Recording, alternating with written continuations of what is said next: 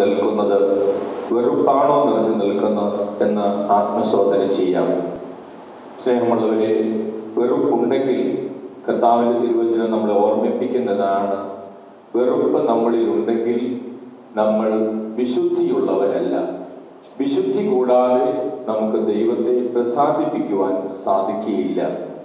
ഹൃദയവിശുദ്ധി കൂടാതെ നമുക്ക് ദൈവത്തെ പ്രസാദിപ്പിക്കുവാൻ സാധിക്കുകയില്ല. നമ്മുടെ ഉള്ളിൽ വെറുപ്പും വിദ്വേഷവും ഉണ്ടെങ്കിൽ, ക്ഷമിക്കാൻ പറ്റാത്ത അവസ്ഥകളുണ്ടെങ്കിൽ നമ്മുടെ ഉള്ളിലെ വിശുദ്ധി ചോർന്നു പോയി. നമുക്കൊരു നിമിഷം നമ്മുടെ മാതാപിതാക്കളെ ഓർക്കാം, അപ്പനും അമ്മയും, അവരുമായിട്ടുള്ള നമ്മുടെ ബന്ധം. ഒരു നിമിഷം ജീവിത പങ്കാളി ഓർക്കാം, ഭർത്താവ് ഭാര്യ, അവരുമായിട്ടുള്ള ബന്ധം. ഒരു നിമിഷം നമുക്ക് നമ്മുടെ മക്കളെ ഓർക്കാം, അവരുമായിട്ടുള്ള ബന്ധം. ഒരു നിമിഷം നമുക്ക് നമ്മുടെ അയൽക്കാരെ ഓർക്കാം, അവരുമായിട്ടുള്ള ബന്ധം. ഒരു നിമിഷം നമ്മുടെ സഹോദരങ്ങളെ ഓർക്കാം. കുടുംബത്തിൻ്റെ സ്വത്ത് പാർട്ടീഷനൊക്കെ ആയിട്ട് ബന്ധപ്പെട്ട് ചിലപ്പോൾ നമ്മളിൽ വെറുപ്പും വിദ്വേഷമൊക്കെ കാണും. ഞാൻ പ്രാർത്ഥിച്ചു കൊണ്ടിരുന്നപ്പോൾ അങ്ങനെ ഒരു മേഖല വെളിപ്പെട്ട് കിട്ടിയായിരുന്നു.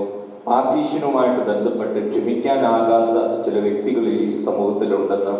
നമുക്ക് ആ മേഖലയുണ്ടെങ്കിൽ നമ്മുടെ സഹോദരങ്ങളെ ഓർക്കാം. യേശുവിൻ്റെ നാമത്തിൽ അവരോട് ക്ഷമിച്ച് പ്രാർത്ഥിക്കാം. അപ്പോൾ ദൈവാനുഗ്രഹത്തിലുള്ള തടസ്സങ്ങൾ മാറും.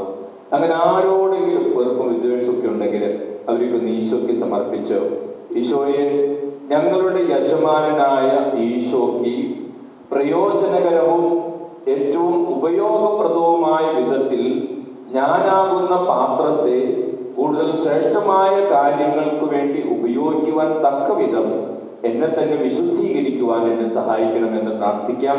നമുക്ക് ഇരു കരങ്ങളും ഒന്ന് ഉയർത്തി നമുക്ക് നമ്മുടെ മനസ്സിൽ ഏതെങ്കിലും വിധത്തിൽ അസ്വസ്ഥത നമ്മുടെ സമൂഹത്തിലുള്ള ആരോടെങ്കിലോ, നമ്മുടെ സുഹൃത്തുക്കളോടോ, നമ്മളെ വഞ്ചിച്ചവരോടോ, നമ്മളെ നശിപ്പിച്ചവരോടോ, നമ്മുടെ ജീവിതത്തിൽ ആരോടെങ്കിലും ഉണ്ടെങ്കിൽ ഈശോ ആ മേഖല കൂടെ ഒന്ന് വിശുദ്ധീകരിച്ച് കൂടുതൽ സൗഖ്യത്തിലേക്ക്, അനുഗ്രഹത്തിലേക്ക് കടന്നു വരാൻ ഞങ്ങളെ സഹായിക്കണമെന്ന് പ്രാർത്ഥിച്ച് നമുക്കൊന്ന് സ്തുതിച്ച് പ്രാർത്ഥിക്കാം. Hallelujah, hallelujah. യേശുവേ നന്ദി, കർത്താവേ നന്ദി, പരിശുദ്ധാത്മാവേ നന്ദി. Hallelujah, hallelujah, hallelujah. യേശുവേ നന്ദി, കർത്താവേ നന്ദി, പരിശുദ്ധാത്മാവേ നന്ദി. Hallelujah, hallelujah, hallelujah. യേശുവേ നന്ദി, കർത്താവേ നന്ദി, പരിശുദ്ധാത്മാവേ നന്ദി. Hallelujah, hallelujah, hallelujah. യേശുവേ നന്ദി, കർത്താവേ നന്ദി, പരിശുദ്ധാത്മാവേ നന്ദി. Hallelujah, hallelujah, hallelujah. യേശുവേ വെറുപ്പിന്റെ ആത്മാവിനെ, വൈരാഗ്യത്തിന്റെ ആത്മാവിനെ, പ്രതികാര ചിന്തയുടെ ആത്മാവിനെ, ക്ഷമിക്കാനാവാത്ത അവസ്ഥയുടെ ആത്മാവിനെ ഈ സമൂഹത്തിൽ നിന്നും യേശുക്രിസ്തുവിന്റെ അധികാരമുള്ള നാമത്തിൽ ബഹിഷ്കരിച്ച് ബന്ധിച്ച് പ്രാർത്ഥിക്കുന്നു. യേശുനാമത്തിൽ എല്ലാ കെട്ടുകളും യേശുനാമത്തിൽ അഴിയട്ടെ. വൈരാഗ്യ ചിന്തകളുടെ, ക്ഷമിക്കാൻ പറ്റാത്ത അവസ്ഥകളുടെ കെട്ടുകൾ യേശുനാമത്തിൽ അഴിഞ്ഞു പോകട്ടെ. യേശുവിൻ്റെ അത്ഭുതം, അടയാളങ്ങൾ, സൗഖ്യം ലഭിക്കുന്ന എല്ലാ തടസ്സങ്ങളും യേശുനാമത്തിൽ മാറിപ്പോകട്ടെ. യേശുവിൻ്റെ ശക്തി കടന്നു വരട്ടെ. വിശുദ്ധ കുരിശിന്റെ ശക്തി കടന്നു വരട്ടെ. യേശുവിൻ്റെ സ്നേഹം നിറയട്ടെ. എല്ലാ ഹൃദയങ്ങളിലും യേശുവിൻ്റെ സ്നേഹം നിറയട്ടെ. യേശുവിൻ്റെ കുരിശിലെ സ്നേഹം നിറയട്ടെ. യേശുവേ നന്ദി, കർത്താവേ നന്ദി, പരിശുദ്ധാത്മാവേ നന്ദി. Hallelujah, hallelujah, hallelujah. യേശുവേ നന്ദി, കർത്താവേ നന്ദി, പരിശുദ്ധാത്മാവേ നന്ദി. Price the Lord. ഹല്ലേലൂയ. യേശുവേ നന്ദി, യേശുവേ സ്തോത്രം. Hallelujah, hallelujah, hallelujah. യേശുവേ നന്ദി, യേശുവേ സ്തോത്രം. Hallelujah, hallelujah, hallelujah. നമ്മളിപ്പോൾ ഇങ്ങനെ പ്രാർത്ഥിച്ചുകൊണ്ടിരുന്ന സമയത്ത് ഈശോ 8 സ്ത്രീകളുടെ യൂട്രസ് സംബന്ധമായ രോഗപീഠകൾക്ക് സൗഖ്യം നൽകിക്കൊണ്ടിരിക്കുന്നുണ്ട്. അതിൽ PCOD പ്രശ്നം മൂലം കുഞ്ഞുങ്ങൾ ഉണ്ടാകാത്ത ഒരു സഹോദരിയുണ്ട്. ഫൈബ്രോയിഡ് യൂട്രസിൽ പ്രശ്നങ്ങളുള്ളവരുണ്ട്. അങ്ങനെ 8 സഹോദരിമാരെ കർത്താവ് ഇപ്പോൾ തൊട്ട് സുഖപ്പെടുത്തിക്കൊണ്ടിരിക്കുന്നു. ഹല്ലേലൂയ.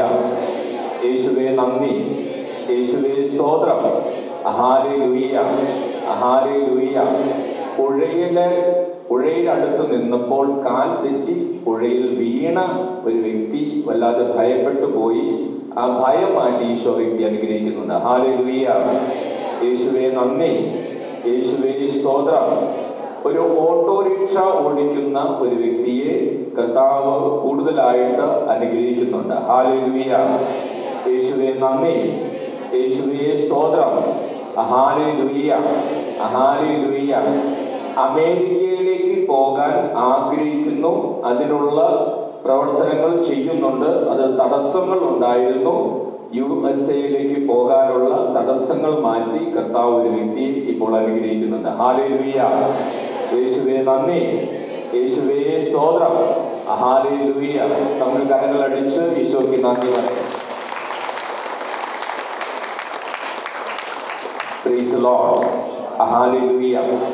നിയമാവർത്തന പുസ്തകം 4-ാം അധ്യായത്തിൽ 7-ാം തിരുവചനത്തിൽ നമ്മളിങ്ങനെ വായിക്കും: നാം വിളിച്ചപേക്ഷിക്കുമ്പോഴൊക്കെ നമ്മുടെ ദൈവമായ കർത്താവ് സമീപസ്ഥനായിരിക്കുന്നത് പോലെ ദൈവം ഇത്ര അടുത്തുള്ള വേറെ ഏത് ശ്രേഷ്ഠ ജനതയാണുള്ളത്? കർത്താവിന്റെ വചനം പറയും, നാം വിളിച്ചപേക്ഷിക്കുമ്പോഴൊക്കെ നമ്മുടെ ദൈവമായ കർത്താവ് സമീപസ്ഥനായിരിക്കുന്നത് പോലെ ദൈവം ഇത്ര അടുത്തുള്ള വേറെ ഏത് ശ്രേഷ്ഠ ജനതയാണുള്ളത്? സ്നേഹമുള്ളവരെ, പരിശുദ്ധ കുർബാനയെ കുറിച്ച് നമ്മൾ ചിന്തിക്കുമ്പോൾ, ജീവന്റെ അപ്പത്തെ കുറിച്ച് നമ്മൾ ചിന്തിക്കുമ്പോൾ, ഈ ജീവന്റെ അപ്പത്തിന്റെ ശക്തി, ആ ജീവന്റെ അപ്പത്തിന്റെ സാമീപ്യം നമ്മൾ ഒരുപക്ഷെ ചിന്തിക്കുന്നതിനേക്കാൾ വളരെയാണ്. നമ്മുടെ കുടുംബങ്ങൾ അനുഗ്രഹിക്കപ്പെടുവാൻ, നമ്മുടെ ജീവിതങ്ങൾ അനുഗ്രഹിക്കപ്പെടുവാൻ പരിശുദ്ധ കുർബാനയ്ക്ക് ജീവന്റെ അപ്പത്തിനുള്ള സ്ഥാനം വളരെ വലുതാണ്. Price the Lord. ഹല്ലേലൂയ. ഒരിക്കൽ ഞാനൊരു സംഭവം വായിച്ചത്, അത് സംഭവിച്ചത് ലക്സംബർഗ് എന്ന് പറയുന്ന ഒരു രാജ്യത്തിലാണ്. അതൊരു ചെറിയ രാജ്യമാണ്, ഒരു യൂറോപ്യൻ രാജ്യമാണ് ലക്സംബർഗ്. അപ്പൊ ഈ ലക്സംബർഗിൽ സംഭവിച്ച കാര്യം, അത് പരിശുദ്ധ കുർബാനയെ കുറിച്ചുള്ള മനോഹരമായ ഒരു സംഭവം, നടന്ന സംഭവമാണ്. ഇത് പങ്കുവയ്ക്കുന്നത് ഒരു വൈദികനാണ്. അദ്ദേഹത്തിന്റെ പേര് ഫാദർ സ്റ്റനിസ്ലാവോസ് എന്നാണ്. ഈ ഫാദർ സ്റ്റനിസ്ലാവോസ് ഒരു സിസ്റ്ററിനോട് പങ്കുവെച്ച ഒരു അനുഭവമാണ്. ആ സിസ്റ്ററിന്റെ പേര് സിസ്റ്റർ വെറോനിക്ക മർഫി എന്നാണ്. ഈ പറഞ്ഞ സംഭവം ഇതാണ്: വർഷങ്ങൾക്ക് മുമ്പ് അവിടെ ഈ ലക്സംബർഗ് ഒരു യൂറോപ്യൻ രാജ്യമാണ്. അവിടെ നല്ല തണുപ്പുള്ള പ്രദേശമാണ്. അപ്പോൾ അവിടെ താമസിക്കുന്ന ഒരു പാവപ്പെട്ട അമ്മച്ചി, ആ അമ്മച്ചി വളരെ പാവപ്പെട്ട ഒരു കുടുംബമാണ്. ആ അമ്മച്ചിയുടെ മക്കളുണ്ട് ആ വീട്ടില്. അങ്ങനെ അവർ ജീവിക്കുമ്പോൾ ഈ തണുപ്പ് കാലത്ത് അവിടെയുള്ളവരൊക്കെ സൂപ്പ് ഉണ്ടാക്കി കഴിക്കും. അത് അവർക്ക് അതൊക്കെ ആ സൂപ്പൊക്കെ കുടിക്കുന്നതാണ് അവർക്ക് പിടിച്ചു നിൽക്കാൻ സാധിക്കും. അപ്പോൾ ഈ അമ്മച്ചി ഒരു ദിവസം വീട്ടിൽ പണമൊന്നുമില്ല, അങ്ങനെ കയ്യിൽ പൈസയൊന്നുമില്ല. പ്രായമായ അമ്മച്ചി ഒരു ദിവസം പള്ളിയിലേക്ക് പോകുന്ന വഴിക്ക് ഒരു ഇറച്ചിവെട്ട് കട കണ്ടു. അവൾ ഇറച്ചി വിൽക്കുന്ന കട കണ്ട്, ആട്ടിറച്ചി വിൽക്കുന്ന കടയാണ്. അങ്ങനെ ആട്ടിറച്ചി വിൽക്കുന്ന കടയിലേക്ക് കയറി ചെന്നു. അവിടെ ചെന്നപ്പോൾ അതിൻ്റെ ഉടമസ്ഥനുണ്ട്, കച്ചവടക്കാരനുണ്ട്, അവിടെ ഒരു ഫോറസ്റ്റ് ഓഫീസറും നിൽക്കുന്നുണ്ട്. അങ്ങനെ ഈ അമ്മച്ചി ആ ഇറച്ചിവെട്ട് കടക്കാരനോട് ചോദിച്ചു, എനിക്ക് കുറച്ച് ഇറച്ചി തരുമോ? എനിക്ക് ഒരു സൂപ്പ് ഉണ്ടാക്കി എനിക്ക് മക്കൾക്കും കുടിക്കാനാണ്. അപ്പോൾ ഈ കടക്കാരൻ ചോദിച്ചു, നിങ്ങളുടെ കയ്യിൽ എത്ര പൈസയുണ്ട്, എത്ര പണമുണ്ട് എന്ന് ചോദിച്ചു.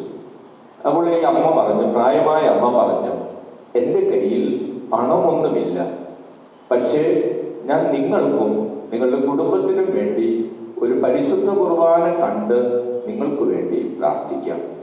അവൾ പരിശുദ്ധ കുർബാനയിൽ വിശ്വാസമുള്ള ആളല്ല ഈ ഇറച്ചിവെട്ടുകാരൻ. അദ്ദേഹം പറഞ്ഞു, എങ്കിലും അദ്ദേഹത്തിന് അതൊരു തമാശ പോലെ തോന്നി.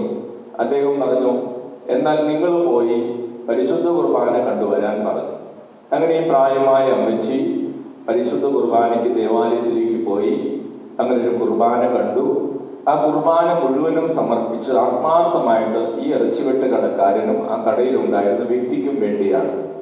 അങ്ങനെ ഏകദേശം 1 മണിക്കൂർ കഴിഞ്ഞ് ഈ പ്രായമായ അമ്മച്ചി കടയിൽ വീണ്ടും വന്നു.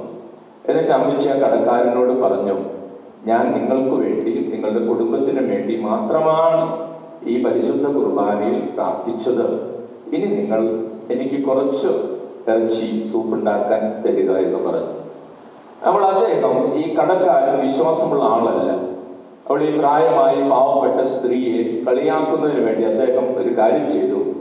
അദ്ദേഹം പറഞ്ഞു, എന്നാൽ നോക്കട്ടെ, നിങ്ങളുടെ കുർബാനയുടെ വിലയനുസരിച്ച് നിങ്ങൾക്ക് ഞാൻ ഇറച്ചി തരാം എന്ന് പറഞ്ഞു. നിങ്ങൾ കണ്ട കുർബാനയുടെ വിലയനുസരിച്ച് നിങ്ങൾക്ക് ഞാൻ ഇറച്ചി തരാം. എന്നിട്ട് അദ്ദേഹം ഒരു കടലാസ് എടുത്തു.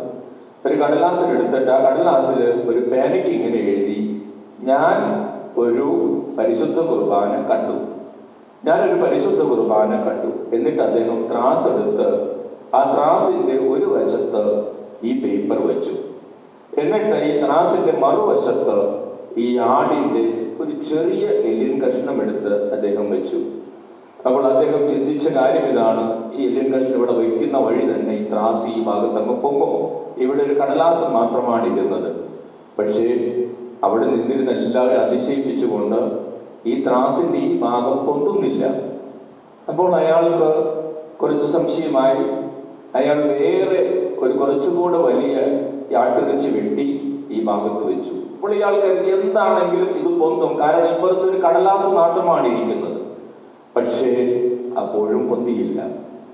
അപ്പോൾ അയാൾക്ക് അതിശയമായി. അയാൾ ഒരു 2-3 കിലോ വരുന്ന ഒരു ആടിന്റെ പീസ് എടുത്ത് ഈ വശത്ത് വെച്ചു. അപ്പോഴും ഈ വശത്തെ ഈ കടലാസിന്റെ ഭാഗം പൊന്തുന്നില്ല.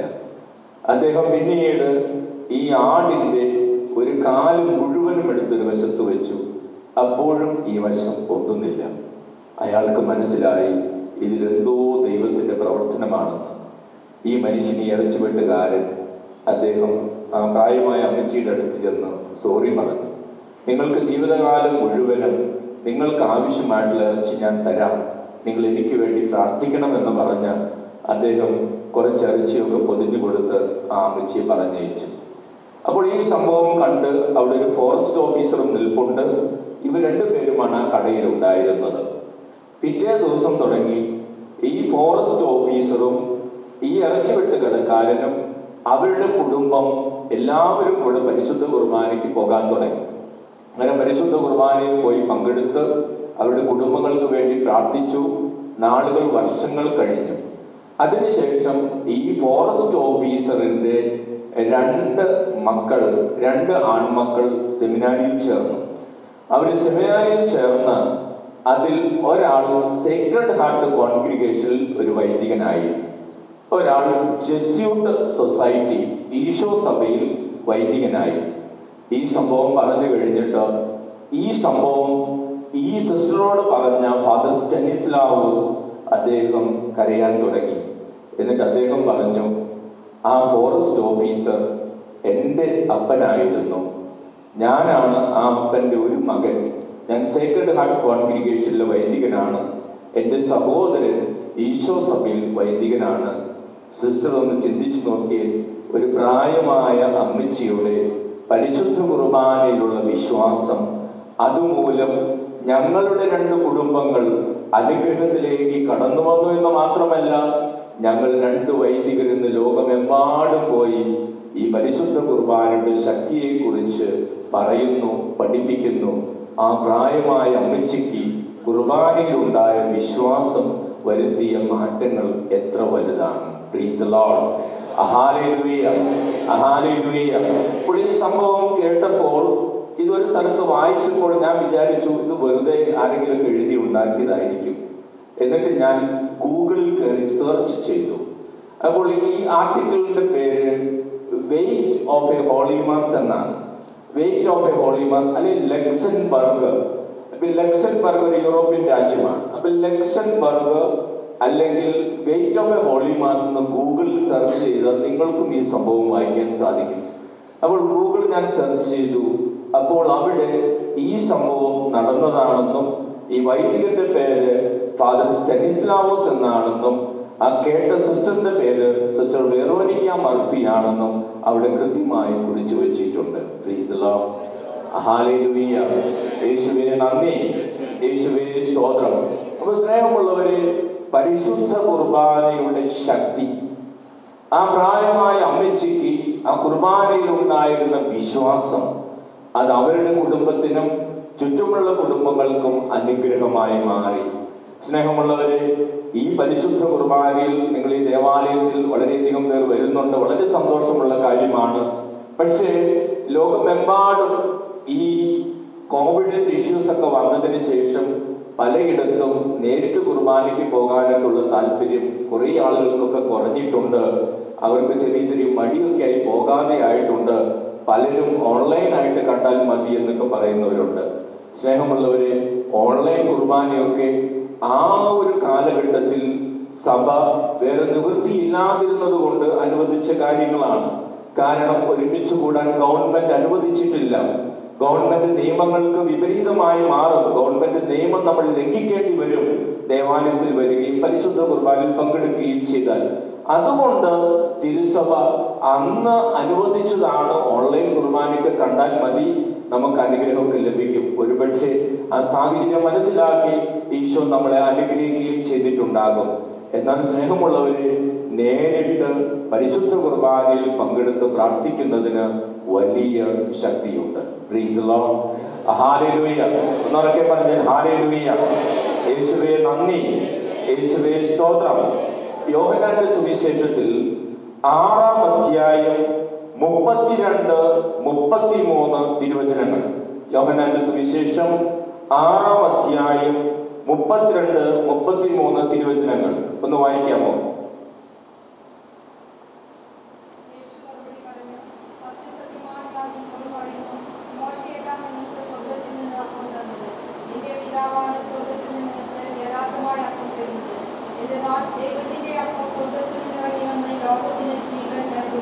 Thank you.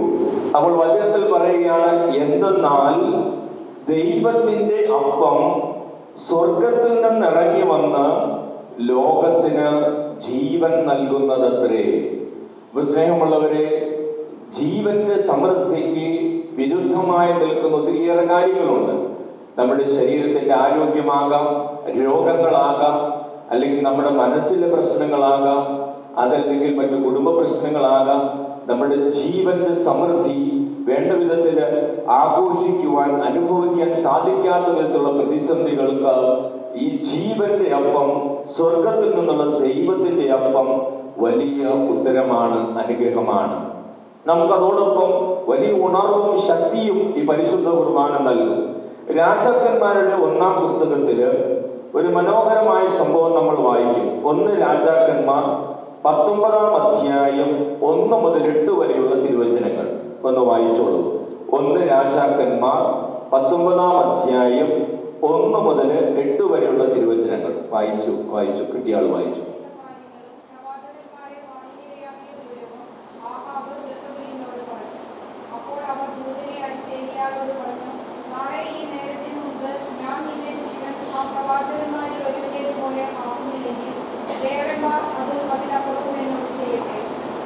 ഭയപ്പെട്ട് ജീവരക്ഷാർത്ഥം പലായനം ചെയ്തു.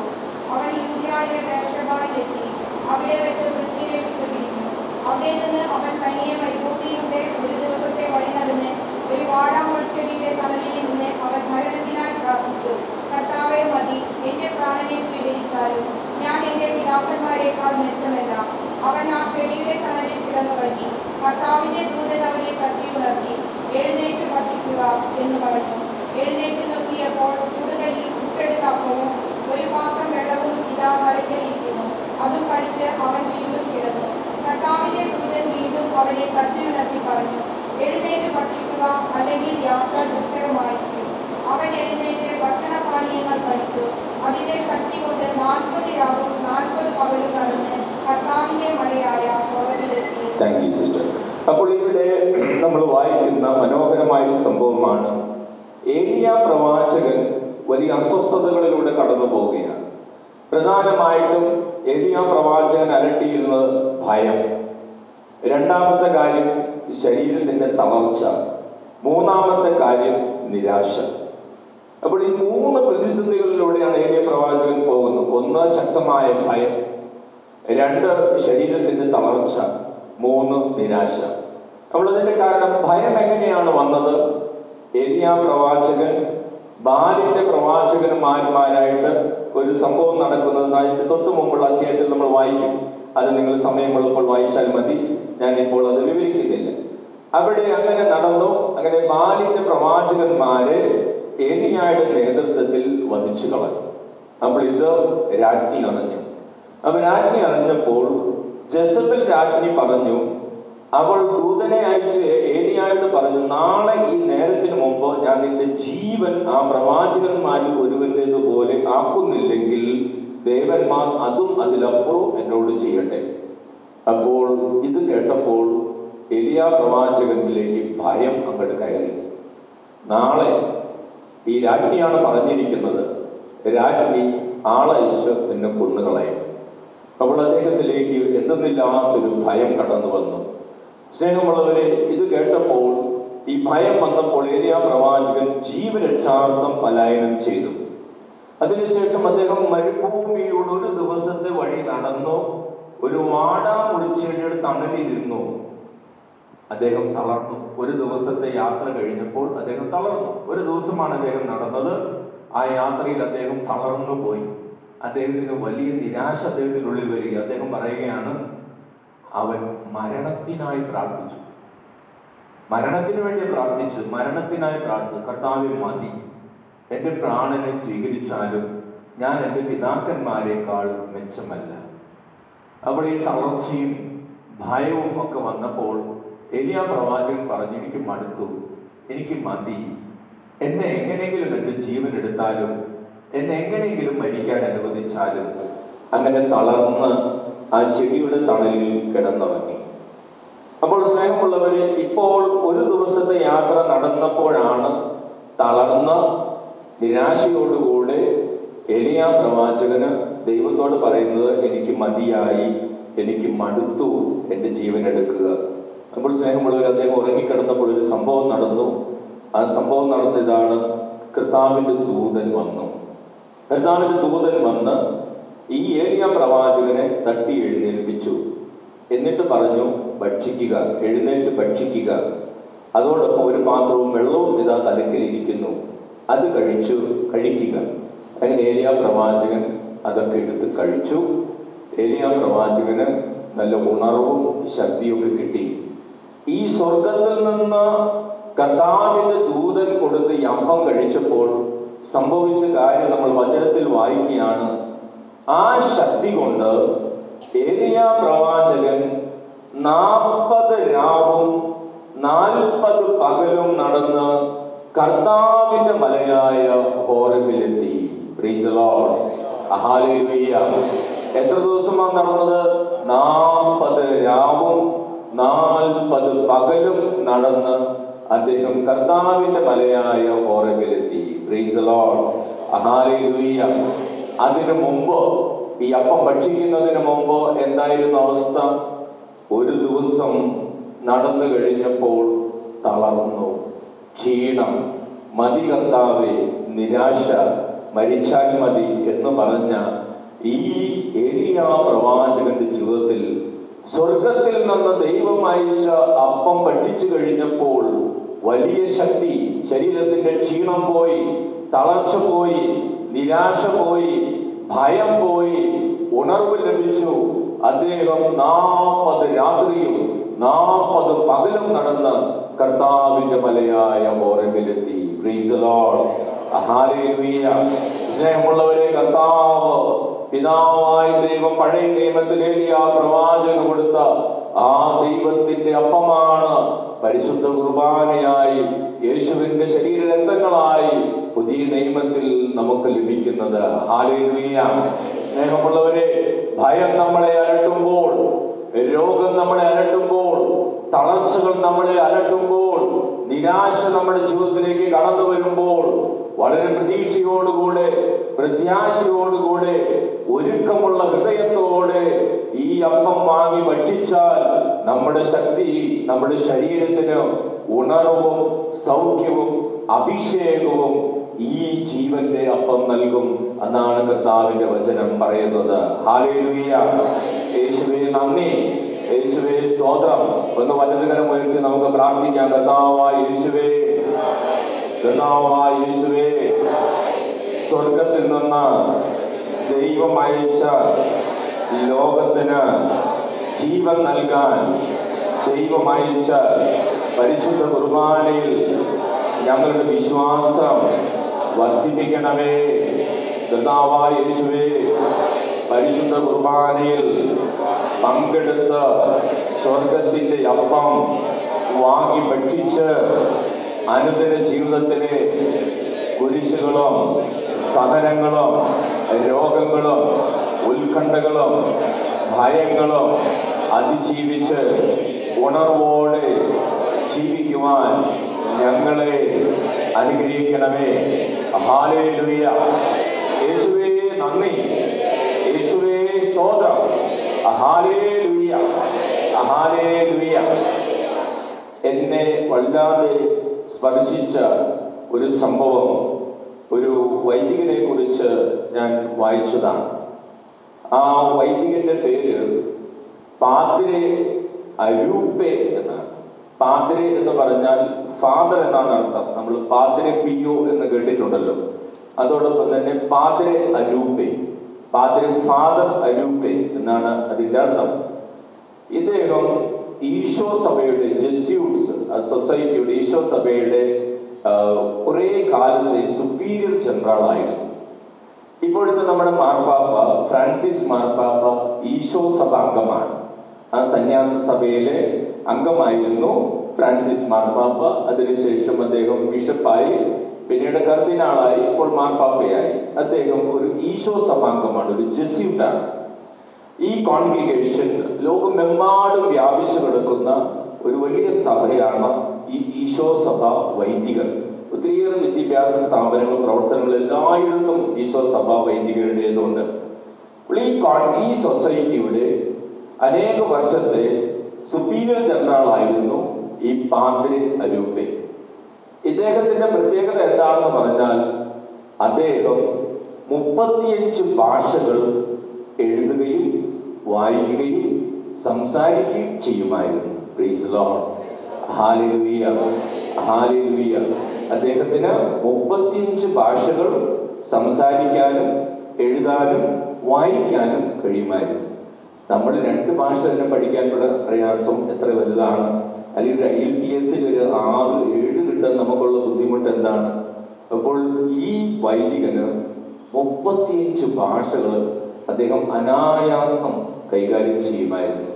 അദ്ദേഹം അത്രയും വലിയ ഒരു ബുദ്ധിരാക്ഷസനായിരുന്നു. അപ്പോൾ അദ്ദേഹത്തിൻ്റെ ആത്മകഥയിൽ ഈ വൈദികൻ, ഈ പാദ്രെ അരൂപ്പെ എന്ന് പറയുന്ന ഈ വൈദികൻ, അദ്ദേഹം ആത്മകഥയിൽ എഴുതിയിട്ടുണ്ട്, why I am a priest. എന്തുകൊണ്ടാണ് ഞാൻ ഒരു പുരോഹിതനായിരിക്കുന്നത്, എന്തുകൊണ്ടാണ് ഞാനൊരു വൈദികനായിരിക്കുന്നത്. അതിൽ അദ്ദേഹം എഴുതിയിരിക്കുന്ന സംഭവം വളരെ ഹൃദയസ്പർശിയാണ്. അദ്ദേഹം പഠിക്കാൻ നല്ല മിടുക്കുള്ള ഒരു ചെറുപ്പക്കാരനായിരുന്നു. അങ്ങനെ അദ്ദേഹത്തിൻ്റെ 10ാം ക്ലാസ് പഠനവും അതിനെ തുടർന്നുള്ള പഠനങ്ങളൊക്കെ നല്ല രീതിയിൽ അദ്ദേഹം പാസ്സായി. അതിനുശേഷം അദ്ദേഹം മെഡിക്കൽ കോളേജിൽ അദ്ദേഹത്തിന് അഡ്മിഷൻ കിട്ടി. ഡോക്ടറാകാൻ അദ്ദേഹം പഠിക്കുകയാണ്. അങ്ങനെ മെഡിക്കൽ കോളേജിലേക്ക് ഈ മകനെ പറഞ്ഞയച്ചപ്പോൾ ഈ അരൂപ്പയുടെ അമ്മ പരിശുദ്ധ കുർബാനയിൽ വലിയ വിശ്വാസമുള്ള ഒരു അമ്മയായിരുന്നു. അപ്പോൾ അമ്മ ഈ മോനോട് പറഞ്ഞു, മോൻ പഠിക്കാൻ പോകുന്ന സ്ഥലം അവിടെ അടുത്തുള്ള ദേവാലയത്തിൽ പോകണം, സമയമുള്ളപ്പോഴൊക്കെ പരിശുദ്ധ കുർബാനയിൽ പങ്കെടുക്കണം, പരിശുദ്ധ കുർബാനയുടെ മുമ്പിലൊക്കെ ഇരുന്ന് പ്രാർത്ഥിക്കണം. പക്ഷെ ഈ മകൻ അന്നും ഒരു ബുദ്ധിരാക്ഷസനായിരുന്നു. അതുകൊണ്ട് തന്നെ ഈ അമ്മയുടെ ഉപദേശങ്ങളൊന്നും കാര്യമായിട്ട് എടുത്തില്ല. അമ്മ പറയുമ്പോൾ കേൾക്കും, പക്ഷെ അനുസരിക്കില്ല. അങ്ങനെ മെഡിക്കൽ കോളേജിൽ പോയി ഈ മകൻ ഈ മെഡിസിൻ വിദ്യാഭ്യാസം തുടരുകയാണ്. അപ്പോൾ അദ്ദേഹത്തിന് ഓരോ വർഷവും അദ്ദേഹം റാങ്ക് ഹോൾഡറാണ്. ആ മെഡിക്കൽ കോളേജിൽ അദ്ദേഹം റാങ്ക് ഹോൾഡറാണ്. അങ്ങനെ അദ്ദേഹം 1-2 വർഷങ്ങൾ ഇങ്ങനെ ഈ പഠനം പൂർത്തിയാക്കി. ആ സമയത്ത് അദ്ദേഹത്തിൻ്റെ അമ്മ പെട്ടെന്ന് മരിച്ചുപോയി. അങ്ങനെ അതൊരു വലിയ സങ്കടത്തിൻ്റെ വാർത്തയായിരുന്നു ഈ അരൂപ്പയെ സംബന്ധിച്ചിടത്തോളം. അപ്പോൾ അദ്ദേഹം ഈ വാർത്ത കേട്ട് വളരെയധികം മാനസികമായിട്ട് തളർന്നു. അതിനുശേഷം കുറച്ച് നാളുകൾ കഴിഞ്ഞ് അവധിക്കാലം വന്നു. അവധിക്കാലം വന്നപ്പോൾ അദ്ദേഹത്തിൻ്റെ സഹോദരിമാര് അരൂപ്പയോട് പറഞ്ഞു, നമ്മുടെ അമ്മയുടെ ആത്മാവിന് വേണ്ടി പ്രാർത്ഥിക്കാൻ നമുക്ക് ലൂർദിൽ പോകണം.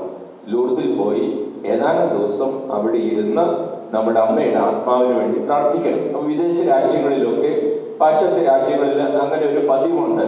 അവരുടെ പ്രിയപ്പെട്ടവർക്ക് വേണ്ടി ഏതെങ്കിലും തീർത്ഥാടന കേന്ദ്രങ്ങളിലൊക്കെ പോയി മക്കളോ പ്രിയപ്പെട്ടവരൊക്കെ ഏതാനും ദിവസങ്ങൾ ചെലവഴിച്ച് അവരുടെ ആത്മാവിന് വേണ്ടി പ്രാർത്ഥിക്കും, മരിച്ചുപോയവരുടെ വലിയ സ്നേഹമൊക്കെ. അങ്ങനെ ഇവർ ഈ സഹോദരിമാരുടെ നിർബന്ധപ്രകാരം ഈ യുവാവും സഹോദരിമാരും ലൂർദിൽ ചെന്ന് അവിടെ പ്രാർത്ഥനയൊക്കെ ആയിട്ട് സഹോദരിമാര് നല്ല തീഷ്ണതയോടെ നടക്കുന്നു. ഈ യുവാവ്, ഞാൻ പറഞ്ഞല്ലോ, മെഡിക്കൽ കോളേജിലെ റാങ്ക് ഹോൾഡറാണ്, ഒരു ബുദ്ധിരാക്ഷസനാണ്. അദ്ദേഹത്തിന് വലിയ കാര്യങ്ങളൊന്നും ഇതിലൊന്നും തോന്നിയില്ല. അങ്ങനെ ഒരു ദിവസം ലൂർദിലെ ദേവാലയത്തിൽ നിൽക്കുമ്പോൾ അവിടെ ഒരു പ്രദക്ഷിണം നടത്തിയ പരിശുദ്ധ കുർബാനയുടെ പ്രദക്ഷിണം. അവിടെ ഈ ലൂർദിനെ സംബന്ധിച്ചിടത്തോളം ഏറ്റവും കൂടുതൽ സൗഖ്യം സംഭവിക്കുന്ന കത്തോലിക്ക സഭയിലെ തീർത്ഥാടന കേന്ദ്രമാണ് ലൂർദ്. ലൂർദിൽ പോയിട്ടുള്ളവർ പറയുന്നത് അവിടെ ഒരു വശത്തോ ഇങ്ങനെ രോഗികൾ വന്നതിൻ്റെ അവർ കൊണ്ടുവന്നുള്ള വാക്കിംഗ് സ്റ്റിക്സ്, അതുപോലെയുള്ള അങ്ങനെയുള്ള കുറേ കാര്യങ്ങളൊക്കെ അവർ കൊണ്ടുവന്ന ഉപകരണങ്ങൾ, അങ്ങനെയുള്ളതൊക്കെ അവിടെ കൂട്ടിയിട്ടിട്ടുണ്ട്. അതൊരു മല പോലെ കിടപ്പുണ്ടെന്ന് പറഞ്ഞു. അത്രമാത്രം ആളുകൾ. നമ്മൾ മലയാറ്റൂർ ചെല്ലുമ്പോൾ കുരിശ് കൂട്ടിയിട്ടെങ്ങനെ കാണും നമ്മൾ മലയാറ്റൂർ മല കയറുമ്പോൾ. അതുപോലെ ഈ ലൂർദിൽ ചെന്നാൽ അവിടെ വന്ന് സൗഖ്യം കിട്ടി പോയവർ, ഉപേക്ഷിച്ചു പോയ അവരുടെ ഇങ്ങനെയുള്ള കാര്യങ്ങളൊക്കെ കൂട്ടിയിട്ടിട്ടുണ്ട്. കത്തോലിക്ക സഭയിൽ ഏറ്റവും കൂടുതൽ അത്ഭുതങ്ങൾ നടക്കുന്ന സ്ഥലമാണ് ലൂർദ്. അപ്പോൾ ഈ ലൂർദില് അവിടെ പരിശുദ്ധ കുർബാനയ്ക്കിടയ്ക്കും പരിശുദ്ധ കുർബാനയുടെ പ്രദക്ഷിണത്തിന്റെ ഇടയ്ക്കുമാണ് പരിശുദ്ധ അമ്മയുടെ മാധ്യസ്ഥത്തിൽ ഒത്തിരി അത്ഭുതങ്ങൾ, അടയാളങ്ങൾ സംഭവിക്കുന്നത്. അന്ന് അങ്ങനെ ഒരു പ്രദക്ഷിണം നടക്കുകയാണ്. പ്രദക്ഷിണം നടക്കുന്ന സമയത്ത് ഇവര് ഇങ്ങനെ രണ്ട് സൈഡിലായിട്ട് നിൽക്കുന്നു. നടുക്കിലൂടെ പ്രദക്ഷിണം ഇങ്ങനെ പോകുന്നു. അപ്പോൾ പരിശുദ്ധ കുർബാന കൊണ്ടാണ് പോകുന്നത്. അപ്പോൾ ഈ അരൂപ എന്ന് പറയുന്ന ഈ മെഡിക്കൽ വിദ്യാർത്ഥി നിൽക്കുന്ന സ്ഥലത്ത് ഒരമ്മ ഒരു വീൽ ചെയർ തള്ളിക്കൊണ്ട് വന്നു. ആ വീൽ ചെയർ തള്ളിക്കൊണ്ട് വന്നപ്പോൾ ആ വീൽ ചെയറിൽ ഇരുന്നിരുന്നത് ഒരു ചെറുപ്പക്കാരനാണ്, ഒരു യുവാവാണ്. ആ യുവാവിന്റെ പ്രത്യേകത ഇതാണ്. ആ യുവാവിനെ അമ്മ വീൽ ചെയറിൽ ഇരുത്തി തള്ളിക്കൊണ്ട് വരാൻ കാരണം ഇതാണ്. ആ യുവാവിന്റെ രണ്ട് കാലുകളും ഇങ്ങനെ വളഞ്ഞിരിക്കുന്ന കാലുകളായിരുന്നു. അപ്പോൾ അതുകൊണ്ട് തന്നെ ഈ രണ്ട് കാലുകളും ഇങ്ങനെ വളഞ്ഞിരിക്കുന്നത് കൊണ്ട്, ഇങ്ങനെ തിരിഞ്ഞിരിക്കുന്നത് കൊണ്ട് അദ്ദേഹത്തിന് സ്വയമായിട്ട് നിൽക്കാനോ നടക്കാനോ സാധിക്കുകയില്ല. ഈ മനുഷ്യനെയും കൊണ്ട് വീൽ ചെയറിൽ ആ അമ്മയും ഈ അരൂപയുടെ തൊട്ടു നിന്നു. അങ്ങനെ അന്നത്തെ പ്രദക്ഷിണം ആരംഭിച്ചു. ലൂർദിലെ ദേവാലയത്തിലെ അച്ഛൻ ഈ പരിശുദ്ധ കുർബാനയുമായിട്ട് ഇങ്ങനെ പ്രാർത്ഥനയോടെ മുമ്പോട്ട് നീങ്ങുകയാണ്. ആ സമയത്ത് ഈ അമ്മയുടെ അടുത്ത്, ഈ വീൽ ചെയറിൽ മകനെ ഇരുത്തിയിട്ടുള്ള അമ്മയുടെ അടുത്ത് ഈ പരിശുദ്ധ കുർബാനയുമായിട്ട് വൈദികൻ എത്തിയ സമയം ആ അമ്മ ഉറക്കെ കരഞ്ഞു, ഈശോയെ, അങ്ങ് എത്ര പേരെയാണ് സുഖപ്പെടുത്തിയിട്ടുള്ളത്, എൻ്റെ മോനെ ഒന്ന് സുഖപ്പെടുത്തണമെന്ന് പറഞ്ഞ് ഈ അമ്മ കരഞ്ഞു. ഈ അമ്മയുടെ കരച്ചിൽ കേട്ടു